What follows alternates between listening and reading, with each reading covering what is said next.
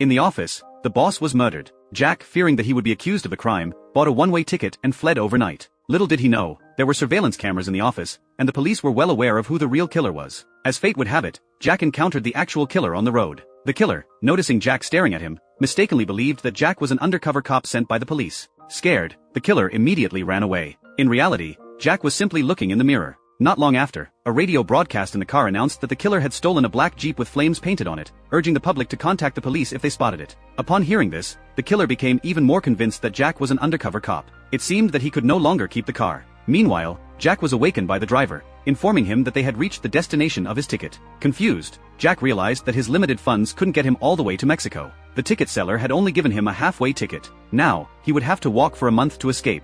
Desperate to flee, Jack walked from night until day, quenching his thirst with wild fruits and satisfying his hunger with poisonous mushrooms. After emerging from the forest, he discovered a black Jeep by the roadside. This was none other than the vehicle stolen by the killer. Since he was already a fugitive, Jack figured stealing another car wouldn't make much difference. He drove the Jeep straight to a nearby motel. During check-in, Jack cleverly used a fake name. The motel owner glanced at the newspaper, then at the black Jeep, and promptly called the police. Jack, fresh out of the shower, saw the news about the car he had picked up that morning already being reported by noon. The efficiency was astounding. Frustrated, Jack pounded the wall. As it turned out, the killer was staying in the adjacent room. The noise made him think his cover was blown. Soon enough, the police arrived. Jack, thinking fast, wrapped a towel around his head, pretending he had just washed his hair. The police didn't even bother with him, as his height and weight didn't match the killer's description. Just when Jack thought he could safely slip away, the motel owner stepped forward to identify him. Seeing that he couldn't hide anymore, Jack turned his head and shouted, "Look, there's a naked beauty running behind you." At that moment, the killer emerged from his room. The police, recognizing him,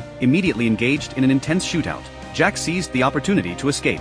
As gunshots rang out behind him, he thought the police were firing at him. He successfully dodged wave after wave of bullets and even performed a somersault into the grass, ultimately fleeing to safety. Movie, The Wrong Guy.